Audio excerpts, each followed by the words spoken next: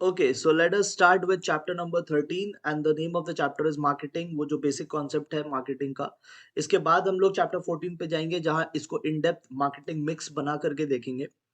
So marketing chapter में सबसे पहले हम लोग एक बहुत इंपॉर्टेंट जो एग्जाम में म, बहुत बार 2 मार्क्स के लिए आ जाता है वो है कि how many categories are there of markets. ठीक है, मार्केट्स को हम लोग कितने कैटेगरीज में बांट सकते हैं. सो सबसे पहला जो है वो ज्योग्राफिकल एरिया के बेसिस पे है. मतलब बेस्ड ऑन द एरिया आप मार्केट को 4 हिस्सों में बांट सकते हैं. पहली बात सर, मार्केट बोलते किसको है? मार्केट ना एनी प्लेस है जहां पे बाइंग सेलिंग हो सकती है. ठीक है सर, क्या कोई फिजिकल प्लेस होना जरूरी है? नहीं, डिजिटल भी हो सकता है. जैसे अमेजोन भी एक मार्केट है. एनी प्लेस जहां पे बाइंग सेलिंग होती है ना, उसको मार्केट बोलते हैं. सो मार्केट अगर एरिया वाइज देखा जाए तो 4 टाइप के मार्केट निकलते हैं. पहले वाले को हम लोग बोलते हैं लोकल मार्केट. लोकल मार्केट जो अपने गांव शहर ये सब में जो घर के पास में होता है ना, उसे बोलते हैं लोकल मार्केट. ठीक है, तो ये हमारे सिटी या विलेज में रह रहे हैं तो विलेज लेवल पे जो मार्केट है that is called local market. Regional market हो जाता है थोड़ा सा बड़ा. ठीक है, जैसे कि इंडिया में अगर हम ईस्टर्न पार्ट को देखें या एग्जाम्पल में आप देखोगे सदर्न इंडिया की बात की हुई है, तो इन सबको हम लोग बोलते हैं रीजनल मार्केट. रीजनल मार्केट और लोकल मार्केट में क्या डिफरेंस है? लोकल मार्केट सिर्फ एक सिटी तक लिमिटेड था. रीजनल मार्केट में बहुत सारे सिटीज टुगेदर आ जाते हैं. ठीक है, ओके. थर्ड नंबर पे आता है नेशनल मार्केट, जहां हम पूरे कंट्री को ही एक मार्केट मान करके चलते हैं. ठीक है, जैसे कि इंडिया एक लेबर मार्केट है, बहुत बड़ा लेबर मार्केट है.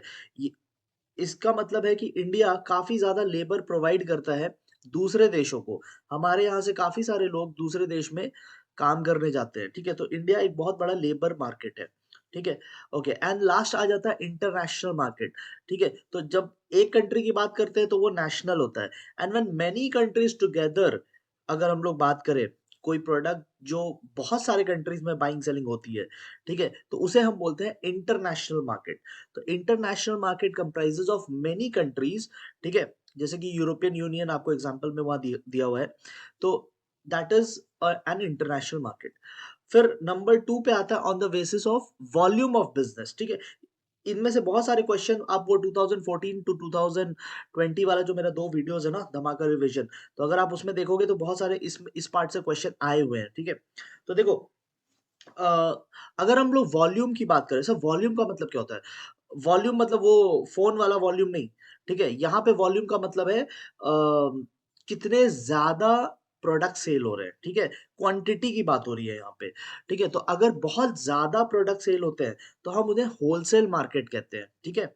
बहुत ज़्यादा प्रोडक्ट सेल होता है मतलब एक बार में जो खरीदने वाला आ रहा है ना, वो बॉक्सेस में खरीद के लेके जा रहा है. ठीक है? तो दैट इज़ होलसेल मार्केट. लेकिन अगर जो खरीदने वाला आ रहा है वो आम कंज्यूमर है और वो एक-एक यूनिट खरीद के जा रहा है, छोटे-छोटे यूनिट्स में खरीद कर जा रहा है, ठीक है? तो वॉल्यूम ऑफ सेल बहुत ज़्यादा नहीं है, ठीक है? क्वांटिटी बहुत ज़्यादा सेल परचेज़ एक बार में नहीं हो रहा है, तो उसे हम कहते हैं रिटेल मार्केट. जो लोकल शॉप्स होते हैं, वो सब रिटेल मार्केट होते हैं, ठीक है? अच्छा, थर्ड है on the basis of subject of exchange. Subject का मतलब क्या है? सब्जेक्ट का मतलब यहाँ पे है कंटेंट ऑफ एक्सचेंज, ठीक है? किस चीज़ की खरीदारी हो रही है, किस चीज़ की बाइंग सेलिंग हो रही है, ठीक है? तो इसमें नंबर ए में देखोगे आप कमोडिटी मार्केट लिखा है. कमोडिटी मार्केट मतलब जहाँ पे गुड्स की खरीद-बिक्री होती है. तो आपके शहर में जो लोकल मार्केट है, वो सब कमोडिटी मार्केट है, बिकॉज़ वहाँ पे फ्रूट्स, वेजिटेबल्स या कोई भी प्रोडक्ट मिलता है, ठीक है? Capital market. कैपिटल मार्केट में क्या होता है? बिज़नेस करने के लिए कैपिटल मिलता है, मतलब लॉन्ग टर्म फाइनेंस मिलता है. इक्विटी शेयर जहाँ पे मिलता है, जैसे stock market is an example of capital market because यहाँ पे लॉन्ग टर्म फाइनेंस मिलता है. सर और शॉर्ट टर्म फाइनेंस मिला तो उसे मनी मार्केट कहेंगे. सर ये कहाँ मिलता है? अरे बैंक से मिलता है, फैक्टरिंग से मिलता है, ट्रेड क्रेडिट से मिलता है, इंस्टॉलमेंट क्रेडिट. वो भूल गया अपना चैप्टर नंबर 3. चैप्टर नंबर 3 में जितने भी शॉर्ट टर्म थे, वो सब मनी मार्केट का ही तो पार्ट है. ओके, चलो पॉइंट नंबर 4 पे आते हैं. On the basis of positions of buyers and sellers. ठीक है, देखो प्राइमरी मार्केट सबसे पहले आता है. 4 का पार्ट ए पे देखो, सबसे फर्स्ट क्या आता है? Primary market. So primary market क्या है? प्राइमरी मार्केट में गुड्स पहली बार बिक रहा होता है. It goes from the owner, producer to the wholesaler. ठीक है, यहाँ पे गुड्स किसे जाता है? यहाँ पे गुड्स जाता है, आप देखोगे, होलसेलर को गुड्स जाता है, तो इसे हम कहते हैं प्राइमरी मार्केट, पहली बार बिका। सेकंड टाइम जब बिकता है सेकेंडरी मार्केट, तो यहाँ पे गुड्स किसको बिकता है, ये रिटेलर्स को बिकता है। एंड टर्मिनल, टर्मिनल का मतलब होता है फाइनल, फाइनल मार्केट जो होता है वहां पे गुड्स किसको बिकता है, कंज्यूमर्स को, एंड कंज्यूमर्स को बिकता है। तो अगर बायर और सेलर की पोजीशन देखे तो पहली बार who is the buyer, wholesaler, second time who is the buyer, retailer, third time who is the buyer, the end consumer. ठीक है। अच्छा, on the basis of nature of transaction, अगर नेचर ऑफ ट्रांजैक्शन पे देखें तो दो type के market आते हैं, spot market and future market. ठीक है। देखो आपके बुक में बस इतना ही लिखा है तो मैंने भी यहाँ पे इतना ही डाला, बट मैं तो आपको थोड़ा सा और नॉलेज दे देता हूँ। स्पॉट मार्केट में एक्चुअल में बाइंग सेलिंग होती है, जो यहाँ पे लिखा है, मतलब एक्चुअली में गुड्स की अदला बदली होगी। और फ्यूचर मार्केट में एक्चुअल में कोई बाइंग सेलिंग होती नहीं है। ठीक है। फ्यूचर मार्केट में no real trade happens. Sir फिर फ्यूचर मार्केट क्या होता है? देखो एक्चुअली अभी आप ये समझने के लिए बहुत छोटे हो, क्योंकि ना ये एक्चुअली में बैंक में जाके करना पड़ता है। लास्ट पार्ट इसमें आता है कंज्यूमर, मतलब बेसिकली नेचर ऑफ गुड्स के ऊपर। गुड्स के बेसिस पे दो टाइप के मार्केट होते हैं। एक होता है कंज्यूमर मार्केट, जहां कंज्यूमर्स, एंड कंज्यूमर्स के लिए गुड्स बनाए जाते हैं, जो हम और आप खरीदते हैं और यूज करते हैं।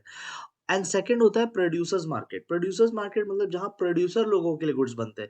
तो प्रोड्यूसर लोग कैसे गुड्स खरीदते हैं? मशीन्स खरीदते हैं ना, वो लोग मशीन्स खरीदते हैं, तो वो हो गया प्रोड्यूसर मार्केट। कोई भी ऐसा मार्केट जहां पे मशीन्स की खरीद बिक्री हो रही है, तो उसे हम कहेंगे प्रोड्यूसर्स मार्केट। नेक्स्ट हम लोग देख लेते हैं मार्केटिंग के कुछ फीचर्स। ठीक है। सर मार्केटिंग पहली बात होता क्या, मार्केटिंग देखो, आप ना मार्केटिंग हो सकता है बहुत नैरो माइंड से समझते होंगे। आपके हिसाब से मार्केटिंग मतलब अपने प्रोडक्ट को बिकवाना, हम लोग बोलते हैं ना कि ये तो मार्केटिंग कर रहा है, मतलब अपने प्रोडक्ट को बेचने की कोशिश कर रहा है। देखो वो सेलिंग है। ठीक है। सेलिंग एक बहुत छोटी सी चीज होती है, marketing is a wider term. Marketing मतलब कि आप ए टू जेड सारे काम कर रहे होते हो उसमें। मतलब प्रोडक्ट के ऊपर रिसर्च करना, प्रोडक्ट का डिजाइनिंग करना, प्रोडक्ट को बनाना, उसकी प्राइसिंग डिसाइड करना, उसको उसकी ब्रांडिंग करना, लेबलिंग करना, पैकेजिंग करना, उसका डिस्ट्रीब्यूशन, ट्रांसपोर्टेशन, वेयर हाउसिंग से लेके एडवर्टाइजिंग, एडवर्टाइजिंग, सेल्स, प्रमोशन सब कर देना। और कंज्यूमर को डिलीवर करने के बाद भी आफ्टर सेल सर्विस देना। मतलब प्रोडक्ट बनने से पहले से लेके प्रोडक्ट बिकने के बाद तक ए टू जेड सारा काम करना, ये मार्केटिंग होता है। ओके। तो इसकी कुछ फीचर्स है। सबसे पहली बात, मार्केटिंग जो होता है ना वो कंज्यूमर फोकस्ड होता है। हमारा पूरा ध्यान इसमें रहता है कि कंज्यूमर को कैसे सेटिस्फाई करे, उसके नीड्स को कैसे सेटिस्फाई करे। ठीक है। It is an integrated process. Integrated process का मतलब है कि ये कोई एक चीज नहीं आती उसमें। इसमें मैंने बोला ना ए टू जेड बहुत कुछ आता है। इसमें वेयर हाउसिंग भी आएगा, एडवर्टाइजिंग भी आएगा, इसमें प्रोडक्शन भी आएगा, इसमें प्राइस फिक्स करना भी आएगा, इसमें ट्रांसपोर्टेशन चैनल फिक्स करना भी आएगा, इसमें मार्केटिंग रिसर्च भी आएँगे, इसमें ब्रांडिंग भी आएगा, इसमें लेबलिंग भी आएगा, इसमें पैकेजिंग, बहुत कुछ आता है। तो एक ही इंटीग्रेटेड प्रोसेस, इसमें काफ़ी सारी चीज़ समाये हुए हैं। क्रिएटिव है, मतलब आप देखोगे जो अलग-अलग टाइप के जो यूटिलिटीज़ है, यूटिलिटीज़ मतलब बेनिफिट्स। तो टाइम का बेनिफिट हुआ, या प्लेस का बेनिफिट हुआ, या पोज़ीशन का बेनिफिट हुआ, ये सब यूटिलिटीज़ क्रिएट होते हैं। पार्ट ऑफ एनवायरनमेंट है। पार्ट ऑफ एनवायरनमेंट है। मार्केटिंग जो भी होती है वो अपने पेस्टल जो political, economic, social, legal, technological environment में होता है। तो मार्केटिंग इसी एनवायरनमेंट में चलता है। Marketing is also a dynamic function. जैसे जैसे पेस्टल बदलेगा वैसे वैसे हम अपने मार्केटिंग स्ट्रैटेजीज को बदलेंगे। मल्टी डिसिप्लिनरी है, मतलब ये कोई एक सब्जेक्ट नहीं आता। जैसे इकोनॉमिक्स, इकोनॉमिक्स क्या है, एक सब्जेक्ट है। मैथ्स, मैथ्स एक सब्जेक्ट है, स्टैटिस्टिक्स वो अपना एक सब्जेक्ट है। बट मार्केटिंग में ना आपको बहुत सारे सब्जेक्ट्स पढ़ना पड़ेगा। मतलब मार्केटिंग अच्छे से करने के लिए आपको इकोनॉमिक्स की भी नॉलेज होनी चाहिए, ठीक है? आपको सोशियोलॉजी मतलब समाज के बारे में भी नॉलेज होना चाहिए। आपको मैथमेटिक्स, क्योंकि आप pricing, decision, discount and all in सब से खेल करेंगे, तो आपको ये सब की नॉलेज होनी चाहिए। आपको लॉ के बारे में पता होना चाहिए। तो काफ़ी सारे सब्जेक्ट का नॉलेज होना चाहिए। मार्केटिंग करना is not an easy task and it is pervasive. Pervasive का अब आपको पता चल गया होगा, परवेसिव यानी कि यूनिवर्सल, मतलब जो हर जगह काम आए। मार्केटिंग हर जगह काम आता है, ठीक है? चाहे कैसा भी ऑर्गेनाइज़ेशन हो, चाहे big, small, profit, non profit, business, non business, government, private, international, domestic, कैसा भी हो, हर जगह काम आता है।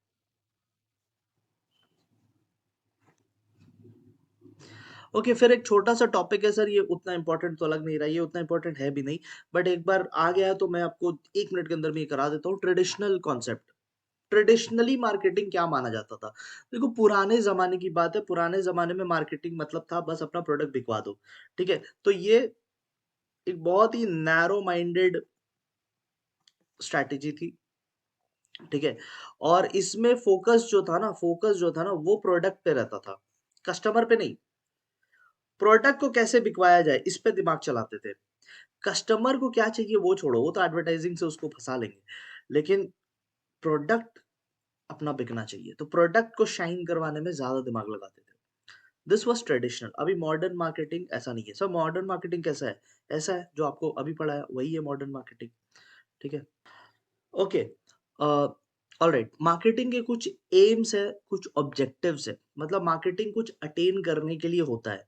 सर क्या-क्या अटेन करने के लिए होता है? सबसे पहली बात, कस्टमर सैटिस्फैक्शन। नंबर 1 फोकस जो यहाँ पे करते हैं वो कंज्यूमर्स पे करते हैं, और हमें कंज्यूमर्स के नीड को सैटिस्फाई करना होता है, ठीक है? तो हमारा पूरा ध्यान यही होता है कि कंज्यूमर को कब हम लोग राइट टाइम पे, राइट प्लेस पे, राइट प्राइस पे उसे प्रोडक्ट पहुँचाएँ, ठीक है? सेकंड जो हमारा एम है वो है प्रॉफिट। देखो, बिज़नेस में प्रॉफिट कब होगा? बिज़नेस में प्रॉफिट तब होगा जब मार्केटिंग अच्छी होगी, जब हम कंज्यूमर्स को वो प्रोवाइड कर रहे होंगे जो कंज्यूमर्स को चाहिए, ठीक है? तो हमें मार्केटिंग अच्छे से करनी होगी, कंज्यूमर को सैटिस्फाई करना होगा, प्राइसिंग अच्छे से करनी होगी, एडवर्टाइजिंग अच्छे से करनी होगी, ट्रांसपोर्ट फ्री मतलब स्मूथ होना चाहिए। तो ये सब अगर हम लोग करेंगे तो प्रॉफिटेबिलिटी होगा। तो high profit can be only due to good marketing, ठीक है? उसके बाद कोऑर्डिनेशन। आप देखो, अगले चैप्टर में हम लोग 4 पीस के बारे में पढ़ेंगे, product, price, promotion and place, ठीक है? 4 पीस के बारे में हम लोग पढ़ेंगे। देखो, इन 4 पीस पे मार्केटिंग टिका हुआ है। Marketing is based on these 4 piece.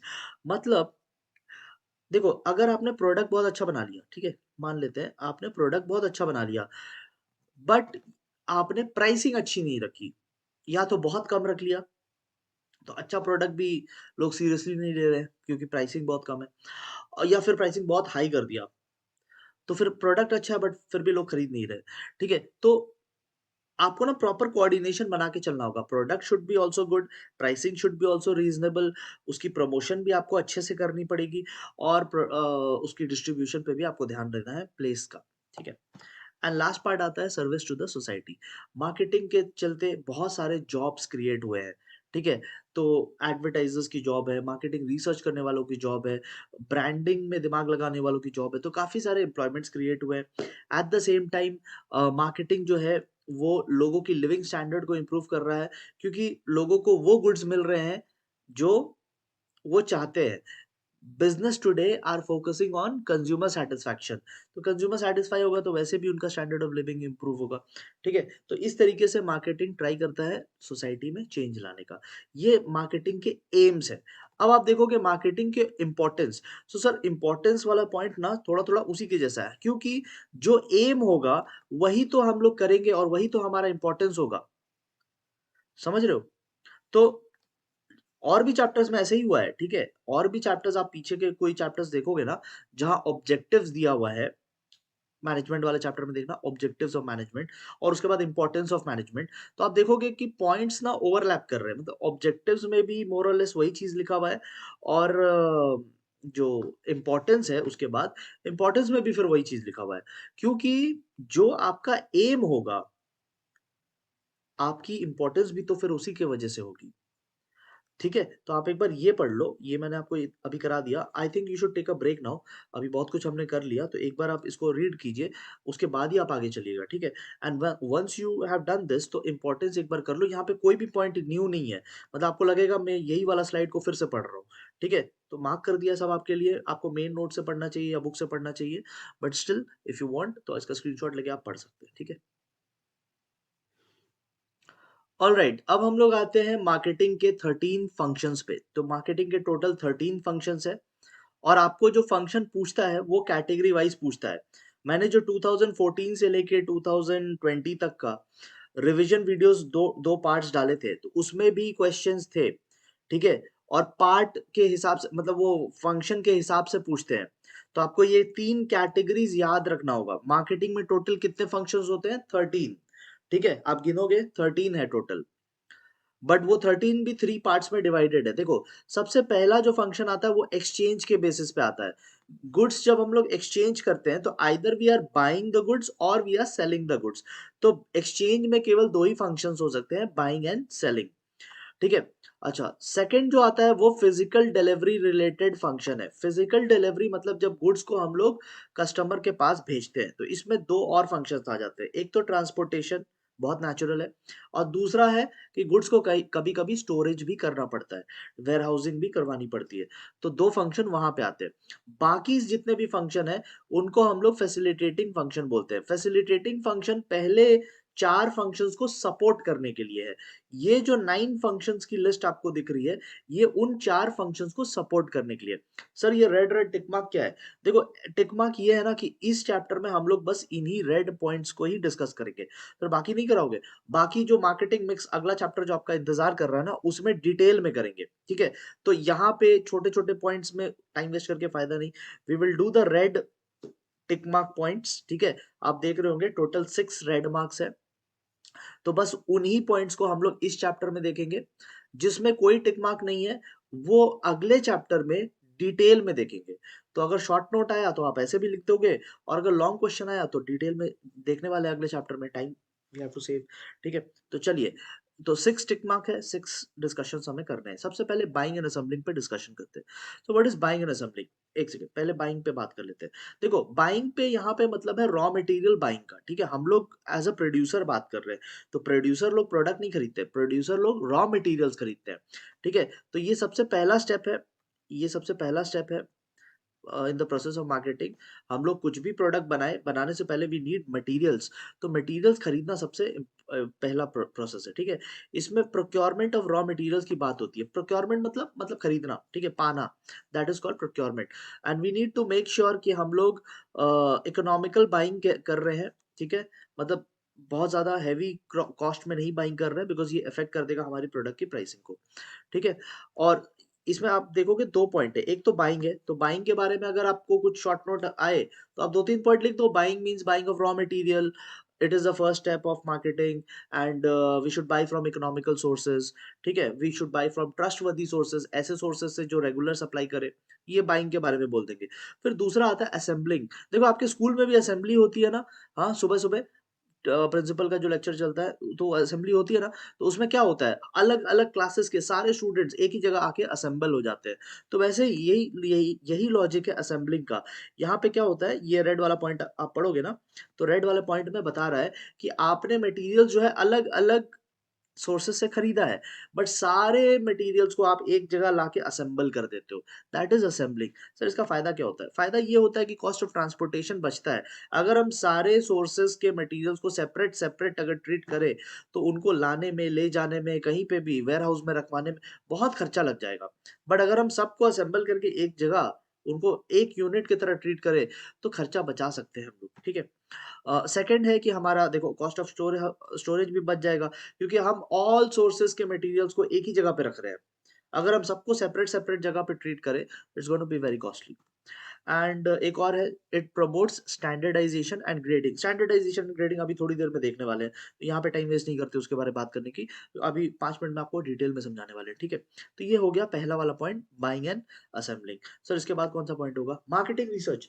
देखो, इसमें एक तो मैंने केस स्टडी बनाया है। केस स्टडी आपको डेफिनेटली करना है। ये सब वीडियोस हो जाने के बाद आप सीधा वहां जाना। विदाउट प्रैक्टिस आप एग्जाम में, मतलब नहीं जाना चाहिए ऐसा। ठीक है, मैं कुछ नेगेटिव नहीं बोलना चाहता, बट विदाउट प्रैक्टिस आप सिर्फ वीडियोस देख देख के, सिर्फ एक ही चीज को 4 बार देख देख के एग्जाम में मत जाइए। आप प्रैक्टिस कीजिए। ठीक है, तो इस पे मैंने केस स्टडी बनाया है मार्केटिंग रिसर्च वाले पॉइंट पे।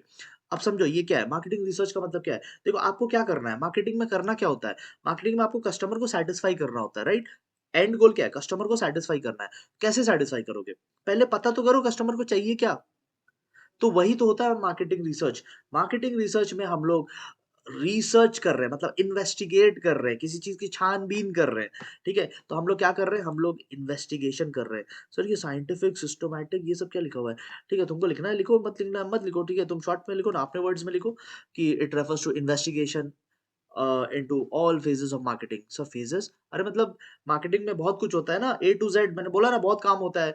तो pricing, branding, labelling, transportation, advertising, बहुत काम होता है। तो सब में हमें रिसर्च करना है, ठीक है? अच्छा, और सर कहाँ से करेंगे रिसर्च? बहुत तरीके हैं, ठीक है? बहुत बहुत सारे गवर्नमेंट पब्लिकेशंस आते हैं, इंटरनेट पे इतने सारे ऑप्शंस अवेलेबल है। We can pay fees to the banks and banks will do research on our behalf. Banks ऐसे ऐसे काम करते हैं, ठीक है? तो ऐसे का काम मतलब अच्छे काम ही है, ठीक है? ठीक है, ओके। नेक्स्ट आता है, हाँ, देखो अगर हमारा मार्केटिंग रिसर्च तगड़ा है ना, तो फिर हमारा आगे का काम भी अच्छा होगा, ठीक है? अगर हम लोग वेल रिसर्च्ड काम कर रहे हैं, तो हमारा like our future depends on how we research, ठीक है? अगर हमारा रिसर्च ही खराब है, तो फिर आगे हम लोग अच्छा परफॉर्म नहीं कर पाएँगे, ठीक है? अम ये एक बार पढ़ लेना, फालतू सा पॉइंट है, ठीक है? ओके। नेक्स्ट फिर हम लोग आते हैं प्रोडक्ट। अब देखो मार्केटिंग रिसर्च हो गई, ठीक है? रिसर्च हो गया, हमें सब कुछ पता चल गया कि कैसा गुड्स बनाना है, कहाँ से हमें रॉ मटेरियल खरीदने चाहिए, सब कुछ रिसर्च कर लिया, ठीक है? अब हम लोग प्रोडक्ट बनाने पे ध्यान देंगे, ठीक है? तो अब प्रोडक्ट की प्लानिंग करेंगे। प्रोडक्ट की प्लानिंग करते टाइम हमें ये नहीं ध्यान रखना है कि हम लोग कैसा सुंदर सा प्रोडक्ट बनाएँगे। हमें ये ध्यान रखना है कि कंज्यूमर को क्या चाहिए प्रोडक्ट से। राइट? कंज्यूमर को जो चाहिए वो अगर हमने प्रोडक्ट में डाल दिया ना, तो हमारा प्रोडक्ट विल टेक ऑफ, ठीक है? तो हमें ये करना है। आप रेड वाला पॉइंट पढ़ोगे ना, तो आपको बहुत मजा आएगा। The success of marketing depends upon the degree to which the product satisfy the need of the consumer। तो जितना ज्यादा कंज्यूमर की नीड सेटिस्फाई हो रही है ना, उतना हम बोलेंगे कि मार्केटिंग मेरा हिट हो गया, ठीक है? उसके बाद इसको और भी नाम दिया जाता है, this function is also known as merchandising, ठीक है? तो प्रोडक्ट के ऊपर जब आप रिसर्च करते हो, प्रोडक्ट की जो डिजाइनिंग करते हैं ना, ठीक है? आज देखो, आज जो आपका फ़ोन है, तो आप आज से 10 इयर्स के पहले वाले फ़ोन्स कभी गूगल करके देखो कैसे दिखते थे। आज अलग टाइप के दिख रहे हैं। आज से और 10 साल बाद अलग दिखेंगे। This is called merchandising. Product की डिज़ाइनिंग करना, दैट इज़ मर्चेंडाइज़िंग, ठीक है? और क्या है इसमें? कलर, शेप, ठीक है। मतलब फिर से वही पॉइंट बोल रहा है कि आपको जो प्रोडक्ट की डिज़ाइन है, प्रोडक्ट की कलर है, प्रोडक्ट की शेप है, साइज़ है, फीचर्स है, सब कंज्यूमर के हिसाब से बनाना है, ठीक है? 3 पॉइंट हो गया हमारा। अच्छा, आ गया ना स्टैंडर्डाइज़ेशन ग्रेडिंग। सर क्या होता है स्टैंडर्डाइज़ेशन? देखो कंट्रोलिंग चैप्टर याद है? कंट्रोलिंग चैप्टर, उसके स्टेप्स याद है आपको? स्टेप्स में सबसे पहला था स्टैंडर्डाइज़ेशन। स्टैंडर्ड सेट करना। स्टैंडर्ड सेट करना मतलब अपना एक परफॉर्मेंस का टारगेट सेट कर लेना। जैसे मान लो हम लोग बैटरी बनाते हैं, फ़ोन की बैटरी, ठीक है? तो अगर हम लोग फ़ोन की बैटरी बनाते हैं, तो हमारा एक स्टैंडर्ड है कि हमारी बैटरी एक बार चार्ज करो ना, तो 12 घंटे तक विदाउट चार्ज चल जाएगी, मतलब 12 घंटे का बैटरी बैकअप मिलेगा। तो दैट्स आवर स्टैंडर्ड। स्टैंडर्ड का मतलब रेप्यूटेशन वाला स्टैंडर्ड नहीं, that is our performance standard. मतलब ऐसा हम लोग टारगेट लेके चल रहे हैं कि हम लोग ऐसी फोन की बैटरी बनाएंगे जो 12 घंटे तक मतलब विदाउट चार्ज चलते रहे, ठीक है? अच्छा, स्टैंडर्डाइजेशन क्या है? ये इट रिफ्लेक्ट्स डिजायरेबल फीचर। हम लोग चाहते हैं कि हमारे जो फोन में प्रोडक्ट हो, हमारे जो प्रोडक्ट है, वो ऐसा परफॉर्म करे। करेगा या नहीं वो एक्चुअल तो बाद में आएगा, बट ये हमारा स्टैंडर्ड है, ठीक है? ओके। अब देखो यहाँ पे एक बात बोल रहा है कि मैन्युफैक्चर्ड प्रोडक्ट यानी इंडस्ट्री के प्रोडक्ट जो होते हैं ना, they do not require standardization. उनको उतना टारगेट, क्योंकि वो मशीन से प्रोड्यूस होते हैं ना, तो मोर और लेस यूनिफॉर्मिटी होती है इनमें। मैन्युफैक्चर्ड प्रोडक्ट जो होते हैं इंडस्ट्री में बनते हैं, तो इनमें मोर और लेस यूनिफॉर्मिटी होती है। बट जो एग्रीकल्चरल गुड्स है ना, ये यूनिफॉर्म नहीं होते, तो इनमें स्टैंडर्डाइजेशन की ज्यादा जरूरत है। इनमें हमें चेक करना पड़ेगा कि कौन सा टारगेट मीट किया, कौन सा टारगेट नहीं मीट किया, ठीक है? इंडस्ट्री से मोर और less every goods target meet करता है, क्योंकि वो तो मशीन से बन रहा है ना। अच्छा, सर ग्रेडिंग क्या होता है? देखो ग्रेडिंग में क्या करते हैं ना, प्रोडक्ट को अलग अलग कैटेगरीज में बांट देते हैं। जैसे जिसने टारगेट मीट कर लिया, उसे हम बेस्ट प्रोडक्ट बोल देंगे। जिसने टारगेट थोड़ा बहुत से रह गए, उसे हम मीडियम प्रोडक्ट बोल देंगे। और जो टारगेट से बहुत पीछे रह गया, उसे हम इंफीरियर प्रोडक्ट बोल देंगे। तो जो कैटेगरीज में बांट देते हैं ना, उसको बोलते हैं ग्रेडिंग। अच्छा। और देखो ना, ये 2 फुल फॉर्म याद कर लेना। आई थिंक ये वो 2014 से 2020 वाला जो क्वेश्चन का मैंने वीडियो डाला था ना, उसमें भी शायद ये वाला क्वेश्चन था। मेरे को ठीक से याद नहीं आईसीएसई में कि सीबीएसई में, बट ये क्वेश्चन मेरे को याद है कि किसी एक बोर्ड में तो है। ठीक है? आप खाली फुल फॉर्म याद कर लेना ये वाले का। ओके, नेक्स्ट जो लास्ट 2 छोटे-छोटे पॉइंट्स बचे हैं, ठीक है? फाइनेंसिंग का मतलब क्या होता है? पूरा का पूरा चैप्टर करके रखा है हमने। सर कौन-सा चैप्टर? चैप्टर नंबर 2, ठीक है? चैप्टर नंबर 3, ये 2 चैप्टर फाइनेंस के ऊपर ही तो है, ठीक है? तो chapter number 2 and chapter number 3 finance के ऊपर है, और इन सब चैप्टर्स में हमने देखा कि बिज़नेस में फाइनेंस की क्या इम्पोर्टेंस होती है। बिज़नेस में फाइनेंस रहेगा तो ही हम बहुत सारे एक्टिविटीज़ कर सकते हैं। तो और फिर हमने पढ़ा भी था कि लॉन्ग टर्म अगर हमें पैसा चाहिए तो कहाँ से ला सकते हैं, और शॉर्ट टर्म हमें पैसा चाहिए तो कहाँ से ला सकते हैं। तो क्या ये सब क्या सर रटना पड़ेगा? अरे! ये सब तो अब आपको आ जाना चाहिए, आ गया होगा। ठीक है?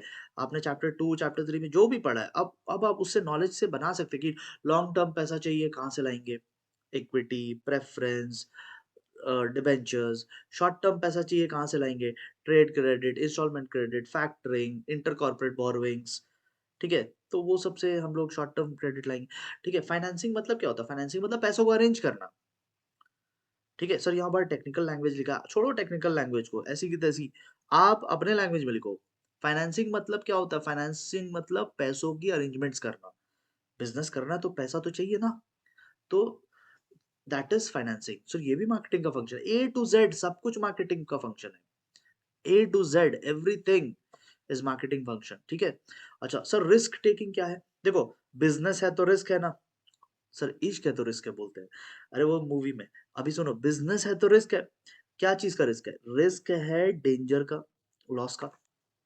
हो सकता है आपको प्रॉफ़िट ना हो सकता है आपको लॉस हो जाए, ठीक है? हो सकता है ट्रांसपोर्टेशन के टाइम में आपके गुड्स डैमेज हो जाए, ठीक है? हो सकता है वेयरहाउस में जल जाए आपका गुड्स। सर बस हो गया, ठीक है? देखो, मतलब मिसहैपनिंग तो कुछ भी हो सकते हैं ना? तो ये जो लॉस हो जाएगा, तो इस लॉस को मिनिमाइज़ तो करोगे। तो मार्केटिंग ना इस चीज़ का भी ध्यान रखता है कि कैसे हम अपने डेंजर सिचुएशंस को कम कर दें, कैसे उनके इम्पैक्ट्स को कम कर दें। अच्छा, तो कैसे करेंगे? इंश्योरेंस करा के। चैप्टर 11 में चैप्टर 11 नहीं, क्लास 11 में 2 चैप्टर किया था ना, 23-24 नंबर चैप्टर इंश्योरेंस के ऊपर। जब हम इंश्योरेंस कराते हैं, तो रिस्क जो है हमारा वो कवर हो जाता है। ठीक है? फिर जो अगर हमें कोई डैमेज होता है, तो इंश्योरेंस कंपनी हमें उसका कॉम्पेंसेशन दे देगी। ठीक है? तो इस तरीके से हम अपने रिस्क को मिनिमाइज़ कर लेते हैं। Even though we will suffer loss, we will recover the amount from insurance company. तो ये चैप्टर हो गया, ठीक है?